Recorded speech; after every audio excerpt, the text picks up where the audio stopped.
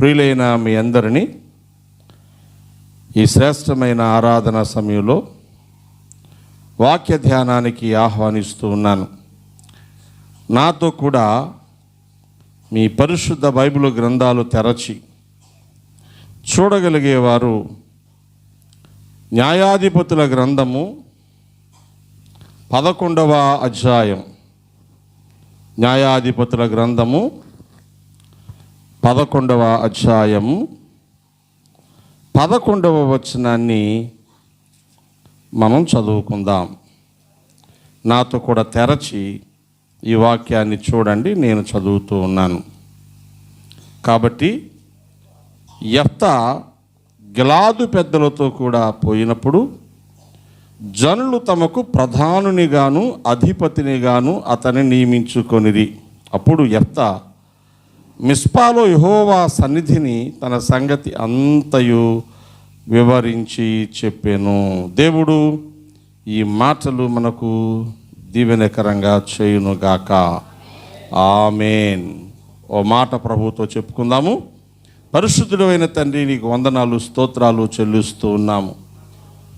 శ్రేష్ఠులైన పరిశుద్ధులు నీ పాద సన్నిధిలో యావత్ ప్రపంచం అంతటిలో చేరి నేను ఆరాధన చేస్తున్న ఈ ఘడియలో మేము కూడా నీ సన్నిధిలో ఉండే భాగ్యం ఇచ్చినందుకు స్తోత్రాలు. మంచి వాతావరణం ఇచ్చారు, కుటుంబాలలో క్షేమాన్ని ఇచ్చారు, బలహీనతల్లో బాధల్లో మీ సన్నిధి తోడుగా ఉంచి విడిపించినందుకు వందనాలు చెల్లిస్తున్నాం. ఈ నీ దినమందు మీ సన్నిధిలో చేరి మీ మాటలను జ్ఞాపకము చేసుకునే అవకాశం మాకు ఇచ్చినందుకు వందనాలు చెల్లిస్తూ మా బ్రతుకులో నీ మాటల చేత నింపబడ్డ వారమై నీకు అనుకూలమైన భక్తి జీవితాన్ని జీవించడానికి కృప చేయమని యేసు నామమున ప్రార్థిస్తున్నాను తండ్రి. ఆమేన్, ఆమేన్. ప్రభునందు ప్రియులారా, మనము చదువుకున్నటువంటి ఈ వాక్యము భక్తి చేసేవారు ఎవరైనా దేవునితో వారి యొక్క యాత్ర నడక కొనసాగించాలనుకున్నవారు, ప్రభువు సిద్ధపరిచిన నిత్యరాజ్యాన్ని చేరాలని తపన పడేవారు ఎవరైనా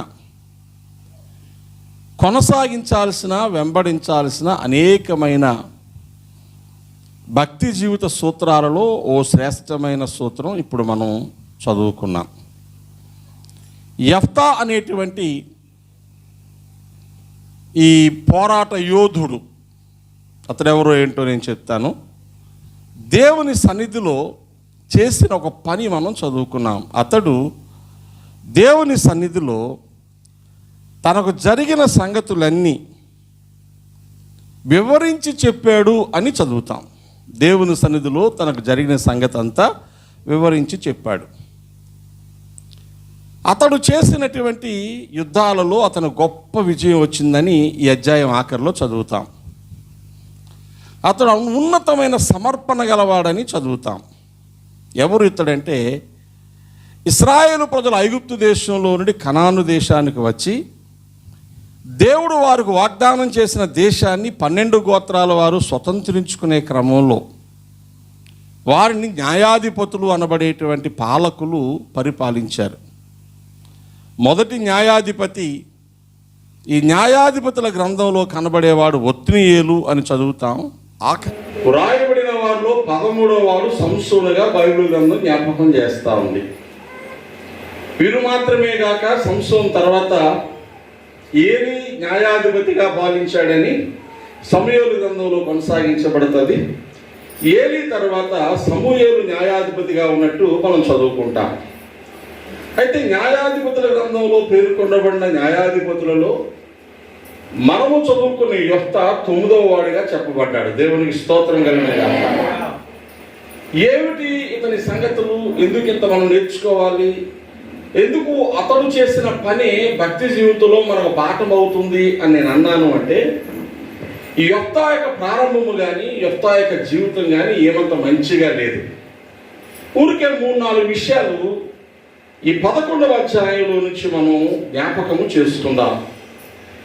యెఫ్తా గురించి బైబిల్ ఇస్తున్నటువంటి ఇన్ఫర్మేషన్ ఏంటి అంటే, 11వ అధ్యాయము 1వ వచనంలో గిలాదు వాడైన యెఫ్తా పరాక్రమము గల బలాఢ్యుడు అని రాయబడింది.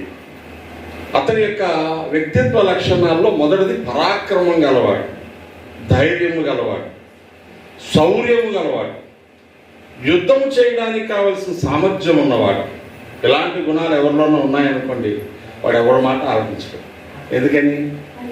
కాస్త బలం ఉంటే చాలు, నన్ను మించిన హీరో లేడు అనుకొని తిరగవచ్చు. కానీ యెఫ్తా ఏం చేస్తాడు? పరాక్రమంగా బలాఢ్యుడు. కానీ యెఫ్తాలో మంచి గుణాన్ని మనం చూస్తున్నాం.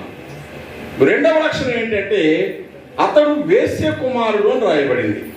అనగా గిలాదు వాడైనటువంటి యెఫ్తా, ఈ గిలాదీయులు అనేది ఎఫ్రాయిం మనష్య గోత్రాలకు సంబంధించిన వారు. అనగా యోసేపు సంతానానికి యోసేపు వంశం నుండి వచ్చిన వారు.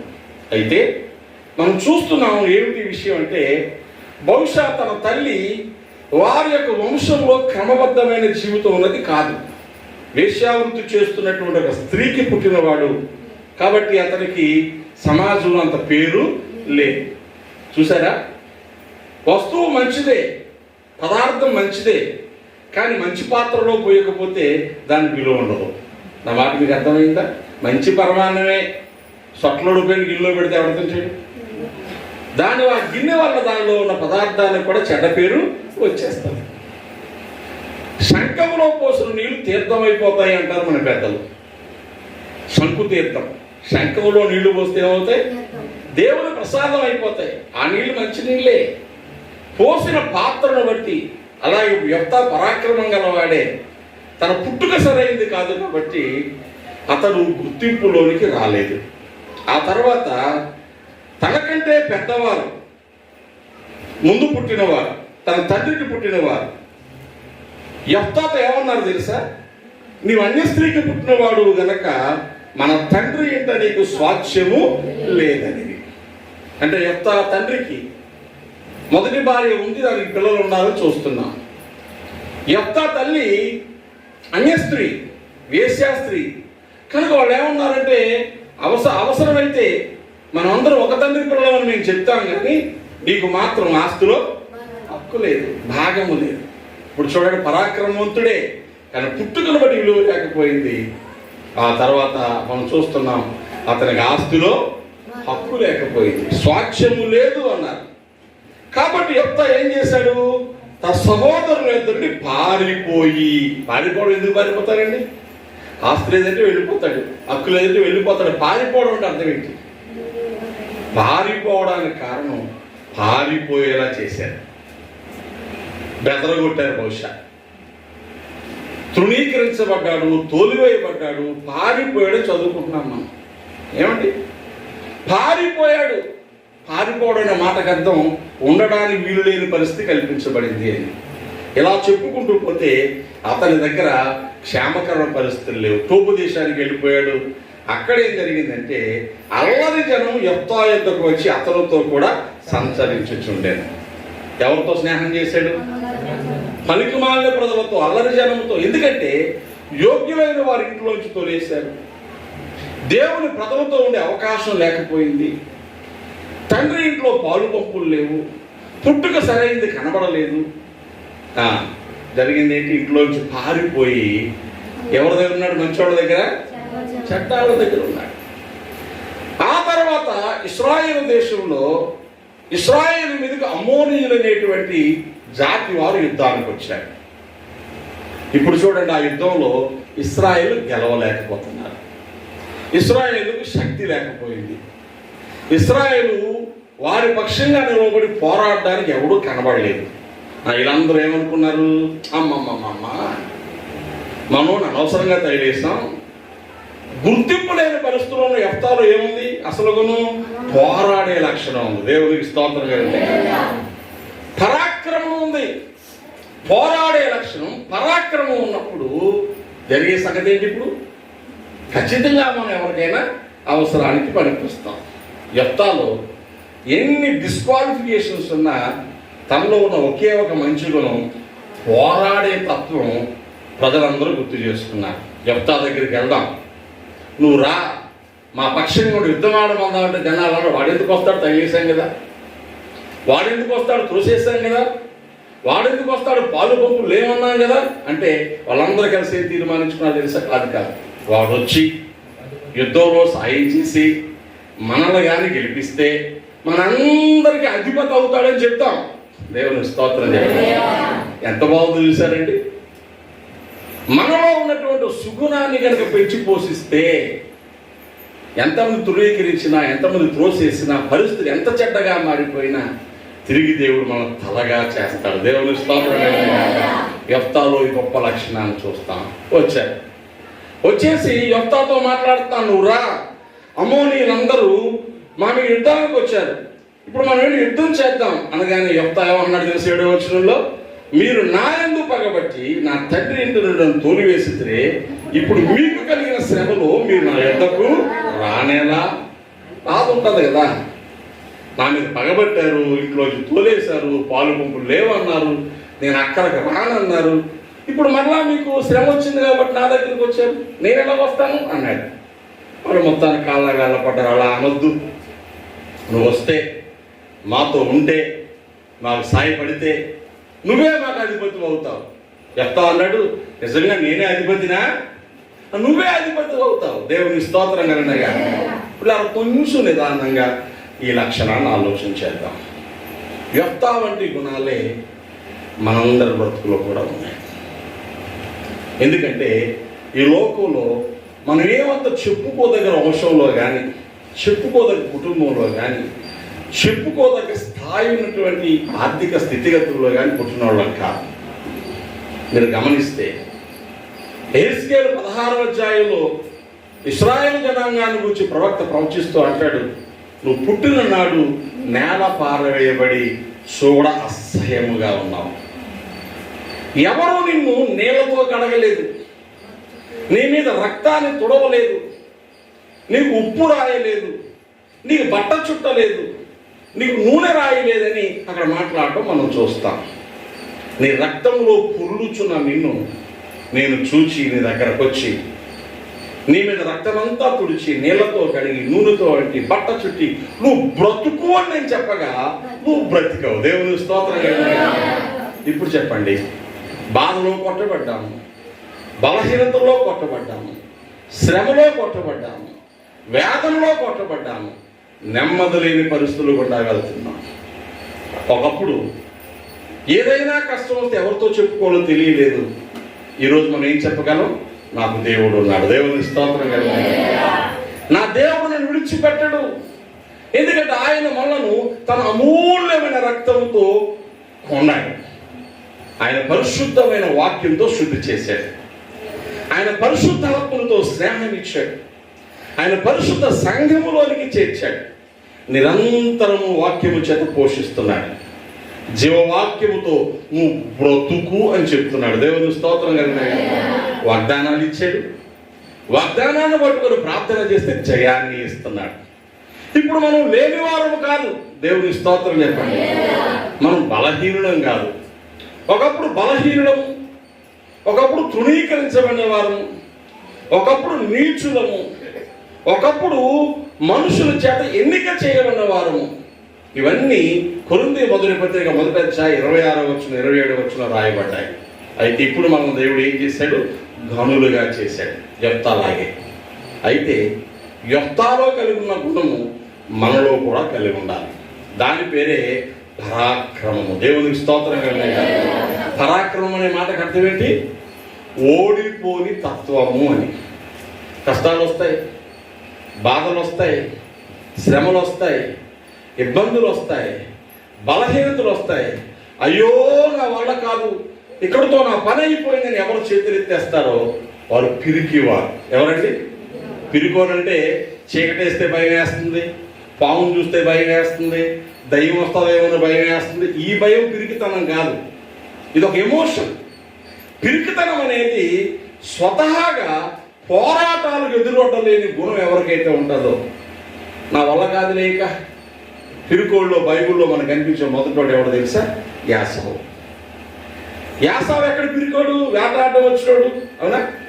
అడవి జంతువులు వేటాడతాడు, అడవి జంతువులతో పోరాడతాడు. కానీ ఎందుకు పిరికోడు అన్నానంటే, ఓ రోజు వేట దొరుకుద్ది, ఒక రోజు దొరకదు, ఒక రోజు తింటాడు, ఒక రోజు తినడు. అలసిపోయి ఒక రోజు ఇంటికి వచ్చాడు. తమ్ముడైన యాకోబు చిక్కుడుకాయల కూర వండుకున్నాడు. తమ్ముడా నాకు కొంచెం పెట్టంటే యాకోబు ఏమన్నాడు? పెడతాను కానీ నీ జ్యేష్ఠత్వం నీ పెద్దలకు నాకు ఇచ్చే అన్నాడు. అప్పుడు యాసావు ఏమన్నాడు తెలుసా? ఎలాగూ చావబోతున్నాను కదా, నాకు జ్యేష్ఠత్వం ఎందుకు అని ఇచ్చేశాడు. క్యాన్సర్ వచ్చిందా యాసావుకి? మరి ఎందుకు చచ్చిపోతున్నాడు? ఏం బ్రతికిది? ఓ రోజు బయటికి వెళ్ళడం, తెచ్చుకోవడం, తినడం, ఓ రోజు లేకపోతే ఉసూరు మన పొట్టలో కాళ్ళు పెట్టుకొని పడుకోవడం. ఈ బ్రతకడం కంటే అంటే ఒక రోజు బిర్యానీ లేకపోతే చచ్చిపోతావా? అర్థం చేసుకుంటావు సరే. తినడానికి మంచి తిండి లేకపోతే చచ్చిపోతావా? అంటే అప్పుడప్పుడు కొదువ కలిగినప్పుడు, అనుకున్నవి దొరకనప్పుడు, అనుకున్నట్టు జీవితం వెళ్ళనప్పుడు మీరు చెప్పండి, అప్పుడు మనకి ఏమనిపిస్తా ఉంటుంది? ఏం బ్రతికేది అనిపించదా? ఎలాంటి బ్రతకూడదని బాబా అంటారా అనరా? దాని పేరు పెరుగుతాను. బ్రతకూడదని చెప్పడానికి నువ్వెవరు? నా జీవితం విద్యాన్ని కూడా నువ్వెవరు? నువ్వు నీ సొత్తు కాదు కదా, నువ్వు విలువ పెట్టి కొనబడ్డావు కదా. పక్క వాళ్ళకి ఏదిని పట్టుకెళ్ళి సంతలో అమ్మితే ఏం చేస్తారు? అమ్మి పెట్టావమ్మా డబ్బులు మాకు ఇచ్చేయంటారా? వీధిలో లాగా గొడవెట్టు. పక్క వాళ్ళు తలుపు తీసుకుందాం, లోపలికి వెళ్ళి చక్క ఇంట్లో వంట చేసుకుని తినేసి మళ్ళీ బయటకు వచ్చేస్తే ఊరుకుంటారండి?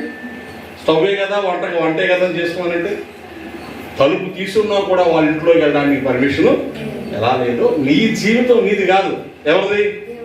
మీరు చెప్పండి, ఎవరిది మన జీవితం? మన జీవితం మన కొరకు సిలువలో ప్రాణం ఇచ్చిన యేసునాథునిది. దేవుని స్తోత్రం కలిగిన మన బ్రతుకును యేసయ్య మనకు అనుగ్రహించిన, మన కోసం సిద్ధపరిచిన, మనం దీవించడానికి, స్థిరపరచడానికి ప్రణాళిక కలిగి ఉన్న ఆ స్థితిలోనే కొనసాగాలి తప్ప విసిగిపోతాం, అలసిపోతాం, మా వద్దు అనుకుంటామంటే ఎందుకంటే పిలుకోలు ఎవరు ఉండరు. ఇప్పుడు కష్టం వచ్చినా నిలబడేవాళ్ళు, బాధ వచ్చినా నిలబడేవాళ్ళు పరాక్రమవంతులు. దేవునికి స్తోత్రం కలిగిన నాకు బైబిల్లో చెప్పబడే గొప్ప పరాక్రమవంతులు ఎవరు తెలుసా? పేదలాజరు. ఎవరు చెప్పండి? ఏముంది పేదలాజరుకి? నేను చెప్పాను, ఉండడానికి ఇల్లుందా? తినడానికి తిండి ఉందా? పలకరించే మనుషులు ఉన్నారా? ఒంట్లో ఆరోగ్యం ఉందా? దేవుని స్తోత్రం చెప్పండి. నేను ఆరోగ్యం ఉంటే ఏమి లేకపోయినా అన్నీ ఉన్నట్టే అని లోకం అంటా ఉంటుంది కదా. లేనివాళ్ళు కొంచెం బాధపడినా ఆరోగ్యం లేనివాళ్ళు, ఆరోగ్యం ఉన్న వాళ్ళని చూసి మీరు భాగ్యవంతులు, మీరు తిన్నా తినకపోయినా హ్యాపీగా ఉండగలరు. ఆరోగ్యం లేని ఏం చేయాలి? తినడం మానేద్దామన్నా ఆ టైంకి ఆకలేసి ఎవరినో బతిమాలుకొని తినాల్సి వస్తుంది. ఇప్పుడు ఏమున్నా లేకపోయినా పిరికితనం లేకపోతే దేవుడు వాళ్ళు ఆశీర్వదిస్తాడు. దేవునికి స్తోత్రం కలిగిన తిమోతికి రాస్తూ అంటాడు, దేవుడు మనకు పిరికితనం గల ఆత్మను ఇయ్యలేదు. ఏమిచ్చాడు మరి? శక్తియు, ప్రేమయు, ఇంద్రియ నిగ్రహం గల ఆత్మనే ఇచ్చాడు. 2వ పత్రిక 1:7-8 రాయబడ్డ మాట. పిరికితనం దేవుడు మనకి ఇయ్యలేదు. రే ఆత్మనిచ్చాడు, శక్తి గల ఆత్మనిచ్చాడు, ప్రేమ గల ఆత్మనిచ్చాడు, ఇంద్రియ నిగ్రహము గల ఆత్మను ఇచ్చాడు. అంతేకాదు పిరికివారు దేవుని రాజ్యంలో ప్రవేశించరు అని లేఖనం చెప్తుంది. దేవుని స్తోత్రం కలిగిన పిరికివారు దేవుని రాజ్యానికి హక్కుదారులు కారు. ఇప్పుడు చెప్పండి, పిరికితనం అనే మాటకు అర్థం భయపడడం కాదు, పోరాటానికి బెదిరిపోకుండా ఉండడం. దేవుని స్తోత్రం కలిగిన శ్రమ వచ్చిందా రాని, బాధ వచ్చిందా రాని, కష్టం వచ్చిందా రాని, అనారోగ్యం వచ్చిందా రాని, అందరూ వదిలేసారా రాని. పాట ఏమాత్రం పాడతాం? అందరూ నన్ను విడిచినా నీవు నన్ను విడువనంటివే. మరి పాట ఏమైపోయింది? ఇప్పుడు వాళ్ళు మాట్లాడలేదండి, వీళ్ళు మాట్లాడలేదండి, వీళ్ళు పిలిచినారా లేదండి, వాళ్ళు ఫోన్ చేసినా ఎత్తలేదండి, మాకు ఎవరో లేరండి. అటువైతే నాకు అర్థం కదా, ఎవరు లేరా? ఎవరున్నారు? ఎవరు ఉన్నారు నాకు ఈ లోకంలో, ఎవరు నా తోడు రారు ఈ లోకంలో. ఇమ్మానుయేలైనా నా దైవం నీవేగా, ఇమ్మానుయేలైనా నా దైవం నీవేగా. యేసయ్యా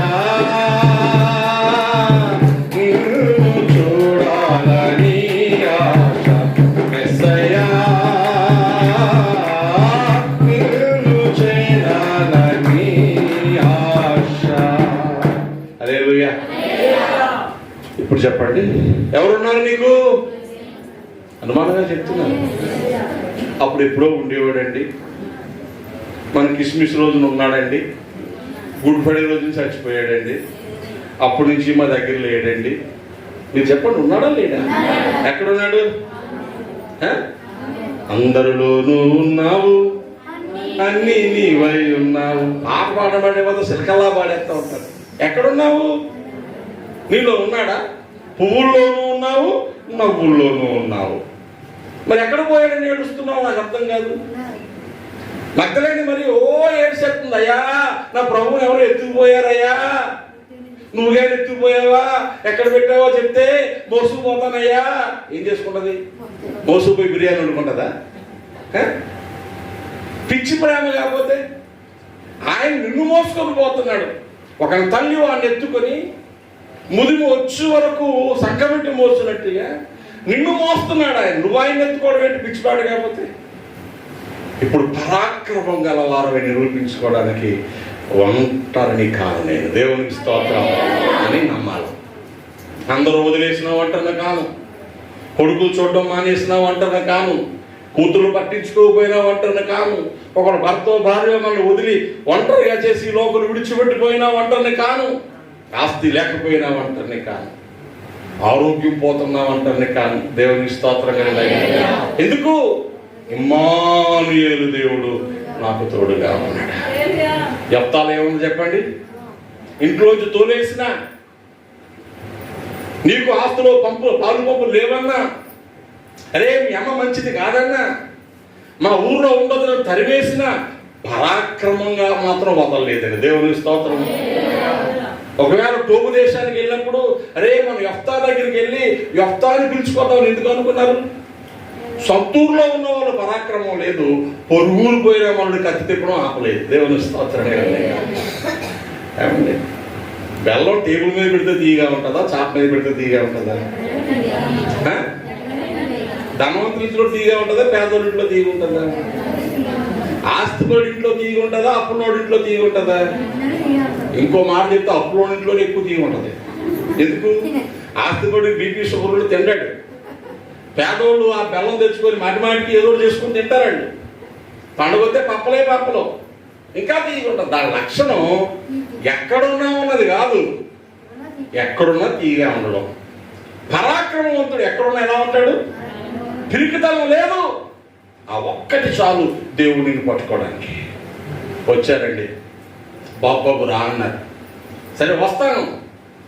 సంగతి ఏంటంటే వచ్చి మమ్మల్ని గెలిపిస్తే నువ్వే మా ప్రధానివి అయితే కానివ్వండి అన్నారు. అపాయింట్మెంట్ అయిపోయింది, నువ్వే ప్రధానివి. ఎవరన్నా కానీ మనం ఒక మాట పొగిడారనుకోండి, ఇంక అట్నుంచి అటే పోతా ఉంటాం. ఎక్కడికి? అట్నుంచి అటే పోతాం. మనుషులు ఏం చేస్తామండి? పొగిడితే చాలు.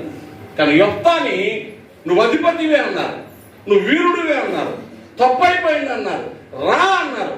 అయితే పదండి అన్నాడు. తిన్నగా గుడికి వచ్చేసాడు. దేవుని స్తోత్రం. మందిరానికి వచ్చి తన సంగతంతయు దేవుని దగ్గర వివరించి చెప్పాడు. దేవుని స్తోత్రం. ఆ మాటలు మనం గమనిస్తే ఎంత మంచి మాట. మిస్పాలో యెహోవా సన్నిధిని సంగతి అంతయు వినిపించాను. దేవుని స్తోత్రం చెప్పండి. నేను ఎందుకు భక్తి జీవితంలో దేవునితో నడిచే వారికి ఈ మంచి లక్షణం ఉండాలని చెప్తున్నాను తెలుసా? పరిస్థితులు ఏమైనా, మేలైనా కీడైనా, కష్టమైనా నష్టమైనా, నీ జరిగేదైనా జరగబోయేదైనా ప్రతిదాన్ని దేవుని సన్నిధిలో చెప్పుకునే గుణం మనకు ఉండాలి. దేవుని స్తోత్రం. అంటే అర్థం ఏంటి? పరాక్రమంలో మొదటిది ఏ పరిస్థితులను తల వంచకపోవడం. పరాక్రమంలో రెండోది దేవుని మీద ఆధారపడడం. దేవుని స్తోత్రం. భక్త పౌలు అంటాడు, నన్ను బలపరచువాని బట్టి నేను సమస్తము చేయగలను. దేవుని స్తోత్రం. నా బలము నాలో లేదయ్యా. ఈ మట్టి ఘటములలో ఆయన మహిమైశ్వర్యాన్ని కృమ్మరించాడు. నేను మట్టి కుండని, ఈ మట్టి కుండలో విలువైనటువంటి ఆ మహిమను ఆయన పోసాడు కాబట్టి ఈరోజు ఇలా ఉన్నాను నేను. నువ్వేమనుకుంటున్నావు? ఏమనుకుంటున్నావు? ఓ 2 లక్షల చేతిలో ఉంటే, వచ్చే నీళ్లు కట్టుకుంటే, ఓ బండి కొనుక్కుంటే, ఓ పావుతులో బంగారం కొనుక్కుంటే ఏమైనా మించిన హీరో లేడు అనుకుంటున్నాను. నువ్వు కట్టుకున్న ఇంట్లో నువ్వు ఉండాలి కదా. నువ్వు కొనుక్కున్న వస్తువును వాడుకోవాలి కదా, నీకున్న ఆస్తి నువ్వు ఖర్చు పెట్టుకొని తినాలి కదా. అవేమీ లేకుండా నీకు ఏముంటే మాత్రం ఏం లాభం? ప్రసంగం అంటాడు, దేవుడు ఒకనికి ఆస్తి ఇస్తాడు, ఐశ్వర్యం ఇస్తాడు, అన్నీ ఇస్తాడు, అనుభవించే సామర్థ్యాన్ని ఇవ్వడానికి. ఇది వ్యర్థమే. ఏది వ్యర్థం? అన్నీ ఉంది, అనుభవించే అవకాశం లేకపోతే. పాపం స్వీట్ షాప్లో కూర్చున్నాడు, ఎదురుగుండా పూతరేకులు కనబడుతున్నాయి, కోవా కనబడుతుంది, బర్ఫీ కనబడుతుంది, మంచి మైసూర్ పాక్ కనబడుతుంది, నోరు ఎత్తిని గులాబ్ జాములు మెత్తగా తిందామంటే ఒంట్లో సోరణ సంగతి గుర్తుకొచ్చింది. ఎక్కడున్నాడు? స్వీట్ షాప్లో. చుట్టూ ఏమున్నాయి? సంతోషపడి తిన్నాడా? సాయంకాలం ఏంటి? పరదేశులము. ఇప్పుడు స్వీట్ షాప్లో ఉంటే ఏంటి, లేకపోతే ఏంటి? ఒకటి అన్నీ ఉంటాయండి, చూడ్డానికి తప్ప అనుభవించడానికి పనిచేయండి. ప్రభుందు ప్రియులారా, ప్రసంగం అంటాడు, ఎవరికైనా దేవుడు వాడు బ్రతుకాలం అంతట్లో వాడు చేతుల కష్టార్జత అనుభవిస్తూ సుఖంగా ఉండడం కంటే మించిన భాగ్యము లేదు. దేవునికి స్తోత్రం కలుగుతుంది. అందుకని నీకు అన్నీ ఇచ్చిన దేవుడు, నీ బ్రతుకులో మేలు చేసిన దేవుని దగ్గర ప్రతి సంగతి చెప్పుకోవడం పరాక్రమం. దేవునికి స్తోత్రం కలుగుతుంది.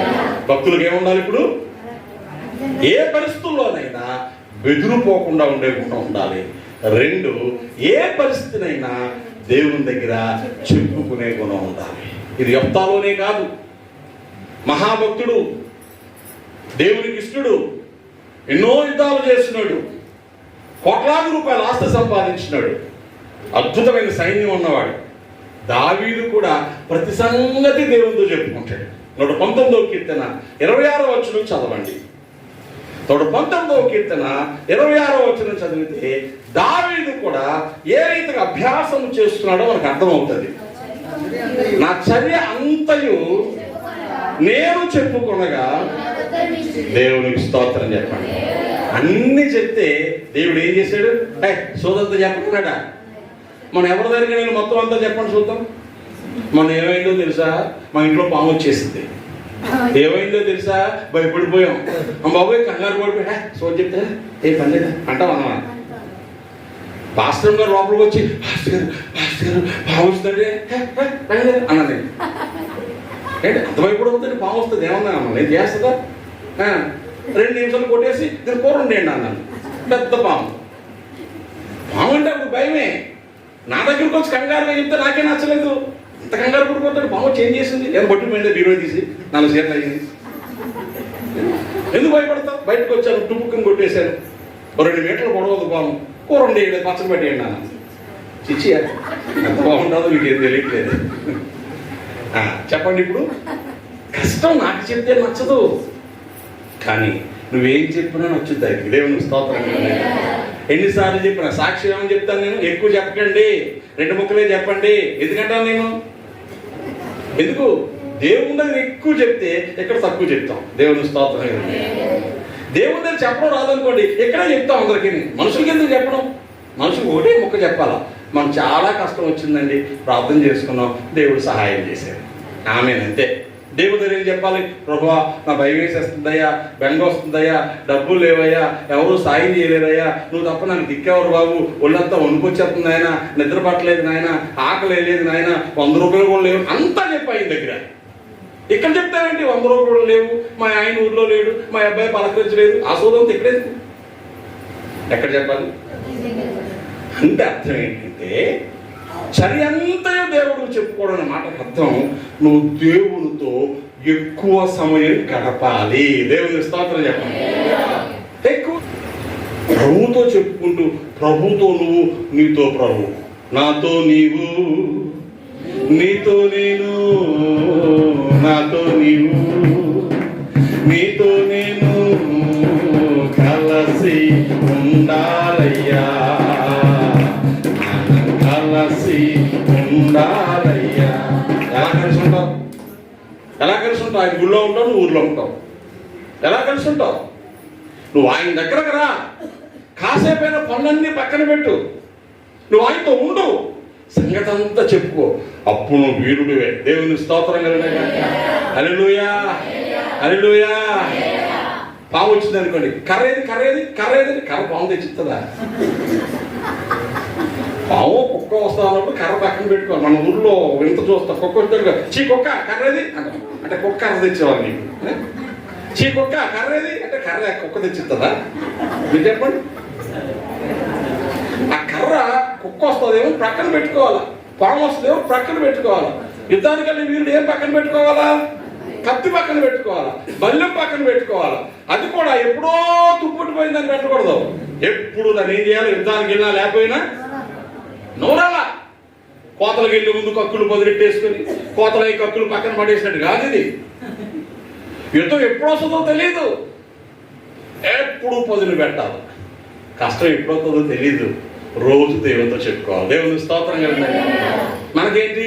కష్టం వచ్చేవాడు వచ్చేసి ముక్కు నోరు ఏకమైపోయేలాగా, గచ్చు మొత్తం తడిసిపోయేలాగా ఉసూరు ఏడ్చేస్తా ఉంటాం. కష్టం పోగానే ఈ ఊర్లో పండుగ, ఆ ఊర్లో పండుగ, పక్కింట్లో పండుగ, ఇలాంటి పండుగలు మనకే వస్తూ ఉంటాయి. కానీ కష్టాలు చెప్పి వస్తాయా? అందుకేం చేయాలి? ఎప్పుడు ఎల్లప్పుడూ దేవునితో సహవాసం. దావీదు ఏం చేస్తున్నాడు? నా చర్య అంతయు చెప్పుకొనగా ఏం చేశాడు? ఉత్తరం ఇచ్చాడు. దావీదేనా? యుద్ధం వచ్చేసింది హిజ్కియా మీదకి, సైన్యం వచ్చేసింది, సన్నిహితులు సైన్యం. ఉత్తరం రాసి పంపించాడు రాజు. బోర్డు తిట్టి మీ దేవుడు ఎంత, నువ్వెంత, బోర్డు దేవతల కింద వేసి తొక్కేశాను, మీ దేవుడు అలాంటోడే, నిన్ను కూడా తొక్కేస్తాను. ఏం చేయలేదండి, ఉత్తరం తీసుకొని మర్యాదగా దేవుని సంధిలో పోయి ఉత్తరం పరిచి అక్కడ పెట్టి ప్రార్థన చేశాడండి. యెషయా గ్రంథము 37వ అధ్యాయంలో 14వ వచనంలో మాట ఉంటుంది. నాకు ఎంత నచ్చుతో, దావీదు వంశంలో పుట్టి వాగ్దానం రాజు అయి ఉండి ఆస్తుపాస్తులు ఉన్నవాడై ఉండి తన మీద కష్టం రాగానే, శత్రువు ప్రేలాపనలు పేలగానే రోషానికి పోకుండా, పౌరుషానికి పోకుండా ఆ ఉత్తరాన్ని పట్టుకుని వెళ్ళి దేవుని సన్నిధిలో పెట్టి ప్రార్థన చేశాడండి. ఎంత గొప్ప సంగతో! ఏమని రాశాడు హిజ్కియా? దూతల చేతిలో ఉత్తరము తీసుకుని చదివి యెహోవా మందిరంలోకి పోయి యెహోవా సన్నిధాన్ని విప్పి పరచి యెహోవా సన్నిధికి ఇట్లని ప్రార్థన చేసింది. దేవుని ఇష్టం అంటే ఏ ఉత్తరం వచ్చిందో దేవుడు తెలియదండి, తెలుసు. అవతలోడు ఏమన్నాడు దేవుడు తెలీదా? తెలుసు. హిజ్కియా ఎంత భయపడుతున్నాడో దేవుడు తెలీదా? తెలుసు. మరి అమాయకంగా పోయి చిన్నపిల్లలాగా ఉత్తరం, అమ్మ చూడు ఇక్కడ కొట్టేసింది, చూడు చూడు ఎంతలో తట్టు వచ్చేసిందో చూడు. మరి కొడితే తట్టు రాకపోతే అట్లా వస్తాయా? మీరు చెప్పండి. కానీ అదేంటి అమ్మకు చూపించాలా? అమ్మో ఎంత పెద్ద దెబ్బ కొట్టిందమ్మా, నాన్న రాని నన్ను హిందీ మాస్టర్ కొట్టేసింది 8th క్లాస్లో. ఊరికే పక్కోడు ఎవరి చేతులను కొట్టేసింది. సాయంత్రం ఇంటికి వచ్చి ఎర్రగా ఉంది సేమ్. మా నాన్న చూసాడు, ఏం బాబు అన్నాడు. టీచర్ అబద్ధం రాదు, టీచర్ కొట్టింది. ఎక్కడొతో చెప్పి దాంట్లో బొట్టలు ఇచ్చుకొని నరికేస్తాను రేపు వెళ్ళి అంటాడు. యాక్టివ్గా ఏ దారిలో వస్తుంది? ఎక్కడుంది రేపు దారిగా 2 ముక్కల కింద నరికేస్తాను, నేనే కొట్టలేదు, ఎప్పుడు అది కొడతాదా అంటే ఈ బాధ మర్చిపోయాను. నరికెత్తడం కాదు, మా నాన్న నిజంగా ఎక్కడే నరికెత్తాడో, మా మాస్టర్ చచ్చిపోతే పాట నడిచేది ఈ బ్యాంక్ వచ్చేసింది నాకు. ఎందుకు చెప్పుకుంటాం మనం అన్నీ? వాళ్ళు మన మీద ఎంత కన్సర్న్ ఉన్నారో చూడడానికి. మరి దేవుడు ఎందుకు చెప్పుకుంటాం? నాయన నేను ఏం చెప్పను నీకు, అంతా నీకు తెలుసు కదా తండ్రి, ఆమె సీరియల్ టైం అయిపోతుంది అన్నా. దేవుడికి అంతా తెలుసా? ఏం చెప్పాలో తెలీదా? కూర్చొని సోతి కబుర్లు చెప్తావా? పక్కతో కూర్చొని మా కోడలు ఏమందో తెలుసా, మా అబ్బాయి అస్సలు నన్ను పట్టించుకోవడం తెలుసా, పట్టించుకోకుండా దుడ్డు ముక్కలు ఓ వండుకో తినేస్తా ఉంటారు. నేను వారానికి ఒకసారి పెడుతున్నారా? నీకు వారానికి ఒకసారి పెట్టి రోజు 3 సార్లు తినేస్తున్నారా? లేదు, ఏదో ఒకటి చెప్పాలి పక్కోళ్ళకి. పక్కోళ్ళకి ఎవరికి చెప్పకు, అయ్యే దేవుని దగ్గర చెప్పవచ్చు, పర్లేదు. దేవా నాయన నా కొడుకు కోళ్ళు చూడలేదు బాబు, 3 రోజులకు ఒకసారి తింటేడుతున్నారు నాయన, కోళ్ళు 3 పోట్లు పొడిచేస్తున్నాయని చెప్పు. ఆయన 1 పోటు పొడుస్తాడు నీకు. ఎందుకు మనుషులు చెప్తే నమ్ముతారు కానీ దేవుని నమ్మడు కదా. దేవుడికి అన్నీ తెలుసు కదా. చెబుతున్నప్పుడు యథార్థత బయటకు వస్తా. దేవుని ఇస్తాను. హిజ్కియా చెప్పాడా? చెప్పాడు. దావీదు చెప్పాడా? చెప్పాడు. యెఫ్తా చెప్పాడా? చెప్పాడు. యెఫ్తా పరాక్రమం గల బలాఢ్యుడు, యెఫ్తా యోధుడు, యెఫ్తా దేవుని కొరకైనటువంటి సిద్ధపాటు కలిగినటువంటి వాడు. కనుక యెఫ్తా జీవితంలో ఓ బలమైనటువంటి ఆశీర్వాద కార్యాన్ని చూడడం మనం చూస్తాం. దేవుని స్తోత్రం కలిగినాయి. అయిపోయింది. యుద్ధానికి వెళ్ళడానికి చాలా సంప్రదింపులు జరిగాయి. యుద్ధానికి వెళ్ళే ముందు చెప్పేశాను కదా అని ఊరుకోలేదండి, ఇంకో మొక్కుబడి చేశాడు. దేవుని స్తోత్రం కలిగినా కానీ ఈ మాట చెప్పేసి ముగించుకుందాం. ఏమన్నాడు చెప్తా, నాయనా నేను యుద్ధానికి వెళ్తున్నాను, నేను ఒంటరివాడిని, వాళ్ళు చాలా గొప్పవాళ్ళు, ఈలోగా ఆఫర్ ఇచ్చారని వచ్చేసాను, అయినా నీకు సంగతి అంతా చెప్పాను, ఈ యుద్ధంలో నాకు తోడుగా ఉండి గెలిస్తే వెనక్క రాగానే నా ఇంట్లోంచి ముందు ఏది ఎదురు వస్తుందో అది నీకు దహన బలిగా అర్పించేస్తానయ్యా అన్నాడు. దేవుని స్తోత్రం కలిగినా. మనకు తెలుసు యుద్ధంలో గెలిచేశాడు. వాళ్ళ నాన్న గెలిచాడు సంగతి యెఫ్తా కూతురు ఒక్కతే పాపం తెలిసింది. నాట్యం ఆడకుండా నాన్నకి ఎదురొచ్చింది. యెఫ్తా ఎదురుకుండా వస్తున్న కూతురుని చూసి ఒక్కసారి కృంగిపోయాడు. అయ్యో నా కుమార్తె, నా ప్రాణము తల్లడేలా చేయవారిలో నువ్వు ఒకటేవైనా. ఏమైంది నాన్న? నువ్వు గెలిచావు సంతోషం చూస్తే, లేదమ్మా ఈ గెలుపు నాది కాదు, నా దేవుడు ఇచ్చింది. దేవుడు గెలిపిస్తే నేను మొక్కుబడి చేస్తాను అనుకున్నాను, ఇంట్లో చేవెదురు వస్తుంది బలిస్తాను అనుకున్నాను, ఏ గుర్రో మేక వస్తుంది అనుకున్నాను, తల్లి నువ్వు వచ్చేసావు అనగానే ఎలాంటి పిచ్చి మొక్కుబడి చేయకు, ఎవరిని అడిగావు అన్నా. మనమైతే ఏమంటాం, ఒరే బాబు నువ్వు బాగులేవు మొక్కున్నాను రా గుడుగా. ఎందుకు మొక్కున్నావు? మేము మొక్కోమన్నానా? మా బుద్ధి లేక మొక్కున్నాం, మీరు ఏం చేస్తాం? బాగున్నాను రమ్మంటే రావట్లేదు, వచ్చింది చిక్కు అంటే మన పిల్లలు ఏం చేస్తాం? క్రమంగా పెంచలేదని ఒప్పుకోవాలి. యెఫ్తా పరాక్రమంలో మరొకటి ఏంటి తెలుసా? తన కుటుంబము దేవునికి లోబడేలా బ్రతికాడు. దేవునికి స్తోత్రం. పరాక్రమంలో మొదటిదేంటి? ఏ కష్టానికి, ఒంటరితనానికి, బెంగకు, బలహీనతకు బెదిరిపోకుండా ఉండడం. పరాక్రమంలో రెండోదేంటి? ప్రతి సంగతి దేవునితో చెప్పుకోవడం. పరాక్రమంలో మూడోదేంటి? నీ జీవితంలో క్రమశిక్షణతో బ్రతకడం. దేవుని స్తోత్రం. పోరాటాలు వచ్చినా తన పోరాట యోధ ప్రతిమను వదలలేదు. కష్ట నష్టాలు వచ్చినా కూతురిని బాగానే పెంచాడు. దేవుని స్తోత్రం కలిగినగా. అప్పుడు కూతురు ఏమని తెలుసా? అయ్యో తండ్రి, దేవుడికి మాట ఇచ్చావా? అందుకే ఇంకా కంగారు పడతావు ఏంటైతే? దేవుడికి కదా మాట ఇచ్చావు, నీ మాట చొప్పునే చేసేయి, నీ మాట చొప్పునే చేసేయి. నాకు 2 నెలలు టైమి, నా జీవితం పట్ల దేవుడి ప్రణాళిక ఏంటో నేను దేవుడిని అడుగుతాను, ప్రార్థన చేసి వస్తాను, ఆ తర్వాత నీకు నచ్చినట్టు చేసేయాలి. దేవుని స్తోత్రం కలిగినగా. వివరాల్లోకి వెళ్ళను. ప్రార్థించింది. యెఫ్తా కూతురుని తీసుకెళ్ళి దహన బలి ఇచ్చాడు అని చెప్తారు కొంతమంది. దహన బలి ఇవ్వడు, ఎందుకంటే మన దేవుడు బలి కోరేవాడు. మరి ఏం చేశాడంటే బ్రతుకు కాలం అంతా పెళ్లి చేయకుండా ఆ పిల్లని దేవుని సేవకు అప్పగించేశాడు. దేవుని స్తోత్రం కలిగినగా. ఇప్పుడు చెప్పండి, యెఫ్తా ఎంత పరాక్రమం గల యోధుడో. మనం కష్ట నష్టాల్లో దేవుని ప్రార్థన చేస్తాం. ప్రార్థన అయిన తర్వాత ఆ ప్రార్థనకు సంబంధించి దేవుని సందులో కృతజ్ఞత చెల్లించడం మర్చిపోతాం. ఏం చేయడం అంటే అర్థం ఏంటి? దేవా నువ్వు గొప్ప దేవుడు నాయన, కాపాడావు తండ్రి, నీకు స్తోత్రం నాయన, అయ్యారు ప్రార్థన చేయండి, అయిపోయింది అక్కడితో. దాని తర్వాత దేవుని సేవకు నువ్వేం చేసావు? అది కూడా కావాలి. నీ పుట్టినరోజు, నీ పెళ్లి రోజు, నీ ఇంట్లో జరిగిన శుభకార్యము, మంచి కార్యము మొక్కుబడి చేసావు, దేవునికి ప్రార్థన చేసావు. అవగానే ఆత్మల రక్షణ కోసం నీ ధనాన్ని ఖర్చు పెట్టడం రావాలి. కూతుర్ని కొడుకుని ఎలాగే ఇవ్వలేవు కదా, ఇస్తామా? ఉడికైతే ఏమైంది, దేవుడికి ఏమి ఇస్తాం మనం? మరి ఏం చేయాలి? ఇప్పుడు కృతజ్ఞత అర్పణ చెల్లించి, నువ్వు నాకు చేసిన మేలుకు ఇదిగో నాయన నీకు అర్పణ చెల్లిస్తున్నాను నేను, ఇది నీ పరిచర్యకు వాడబడాలి అనే ఆలోచన మనకు రావాలి. దేవుని స్తోత్రం కలిగినగా. హల్లెలూయా. గమనిస్తున్నారా? దేవుని బిడ్డలు కృతజ్ఞతాపూర్వకంగా బ్రతకడం రావాలండి. మన జీవితంలో జరిగే ప్రతి సంగతి దేవుని కోసమే, ప్రతి సంగతి దేవుని కోసమే. పాట పాడమంటే మాకున్నవన్నీ నీవిచ్చినవేనయ్యా, నీవు ఇచ్చి నీకేం పెడతావులేని. అర్థమవుతుందా? నువ్వు పట్టుకొచ్చింది నీకేం పెడతావులేని, అన్నం పెట్టలేదా? అవునా? మీ ఇంటికి భోజనానికి వస్తా, మీరు వండుకోవద్దని నేను బిర్యానీ పట్టుకొచ్చాను అనుకోండి. మీ ఇంటికి నేను భోజనానికి వస్తున్నాను, అమ్మ మీరు ఏం ఉండదురా నేనే చేస్తున్నాను, క్యారేజ్ పట్టుకుని బిర్యానీ పట్టుకొచ్చాను. అప్పుడు మీరందరూ కూర్చుంటే నాకు పెట్టకపోతే నేను చూస్తున్నాను ఏం పెట్టలేదంటే మీరు తెచ్చింది మీకేం పెడతామని. అర్థమైందా నేను ఏం చెప్తున్నాను? నేను తెచ్చింది నాకు పెట్టవా? నేను మీతో తిందామని వచ్చాను కదా, నువ్వు మొత్తం తినే నా 2 మెతుకులనే పెట్టు. దేవుడు ఇచ్చింది దేవుడికి చెప్తామండి. మరి దేవుడు ఇవ్వండి ఏముందో చెప్పిన దేవుడు చూద్దాం, ఏం లేదు కదా. అందుకని యెఫ్తాలో నుంచి 4వ లక్షణం, పరాక్రమానికి 4వ లక్షణం కృతజ్ఞతాపూర్వకమైన అర్పణ చెల్లించడం. దేవుని స్తోత్రం జరిగింది. హల్లెలూయా. యెఫ్తా పరాక్రమశాలి. పరాక్రమానికి 4 లక్షణాలు చెప్పాను నేను. చెప్పేస్తే నేను ప్రార్థన చేస్తాను. అందులో మొదటిది, ఏ పరిస్థితుల్లో కూడా బెదిరిపోకుండా ఉండడం పరాక్రమం. రెండవది, ప్రతి సంగతి దేవునికి చెప్పుకోవడం పరాక్రమం. చేతగానోళ్ళ మారిపోయిన తప్ప వేరే దిక్కు లేదనుకోవడం పరాక్రమం. మూడవది, కష్ట నష్టాలలో కూడా క్రమశిక్షణతో బ్రతకడం, కుటుంబాన్ని క్రమశిక్షణతో నడుపుకోవడం పరాక్రమం.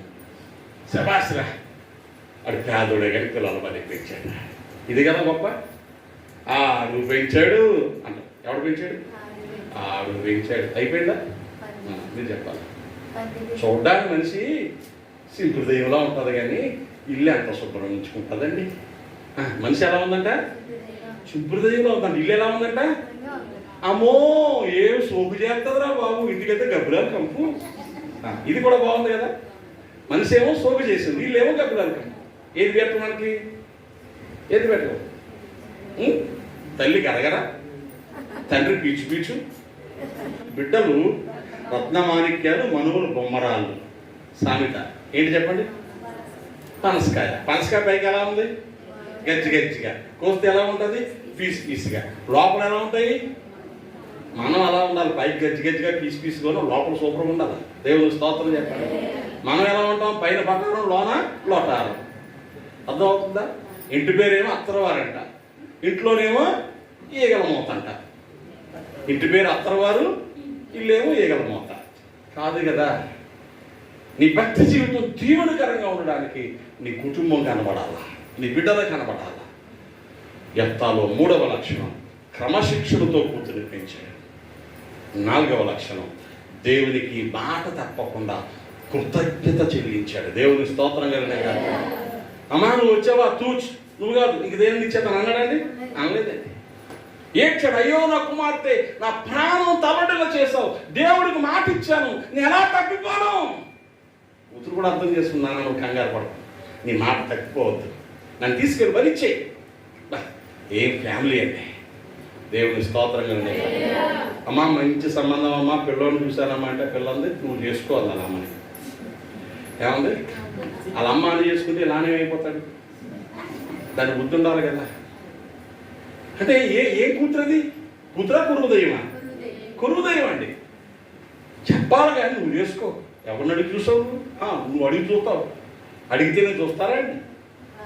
అంటే ఎలాంటి మనుషులు ఉన్నారు తెలుసా ఇప్పుడు మీ సమాజంలో? కానీ నీ కుటుంబం ఎలా ఉంది?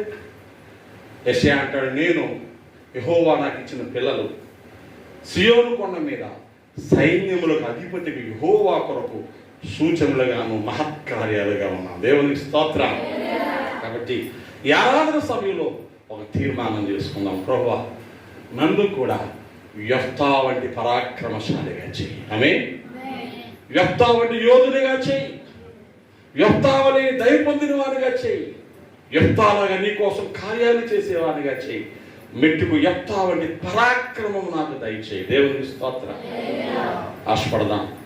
అలాంటి పరాక్రమశాలి అయిన దేవుడు, పరాక్రమశాలి అయిన పరిశుద్ధాత్మ దేవుడు, పరాక్రమశాలి అయిన యేసునాథుడు మనందరికీ అనుగ్రహించి నడిపించడం గాక. ఆమేన్. ప్రార్థన చేసుకుందాం. ఎవరు మటుకు వారే మీ హృదయాలు తెరచి పరిశీలన చేసుకుంటూ ప్రభు పాదాలు పట్టుకొని, దేవా మమ్మల్ని కనికరించు, మీ సన్నిధిలో మీ సహాయం మాకు అనుగ్రహించని ప్రార్థన చేద్దాం. పరిశుద్ధ తండ్రి, వందనాలు. నీ పాదాల చెంత ఈ మధ్యాహ్నం ఈ మాటలు తలపోసుకుంటూ యెఫ్తా వంటి పరాక్రమం చేత పట్టబడ్డారు మా కృప చూపించండి. మా ప్రభువా, మా స్థితిగతులు ఏమైనా పిరికితనం రానియకుండా ఎదురునిచ్చే సామర్థ్యం మాకు దయచేయండి. మా కన్న తండ్రి, మా ప్రతి సమస్య, కష్టం, బాధ, సంతోషం నీతో చెప్పుకొని సన్నిహితముగా నీ దగ్గర ఉండడం మా పోరాటముగా నేర్చుకోవడం నేర్పించండి. మా కన్న తండ్రి, మా కుటుంబాన్ని, మా బిడ్డలను, మా ఆర్థిక స్థితిగతులను క్రమశిక్షణతో పెంచుకోవడం మాకు నేర్పించండి. మా జీవితాలలో నీ నామాన్ని మహిమపరుస్తూ మా బ్రతుకులో జరిగిన ప్రతి సంగతికి కృతజ్ఞతగా నీ పరిచర్యకు సహకరించిన వారిగా చేయండి. ఈ మాటలు మాలో ఫలింప చేయమని యేసు నామమున ప్రార్థిస్తున్నాను తండ్రి. ఆమేన్.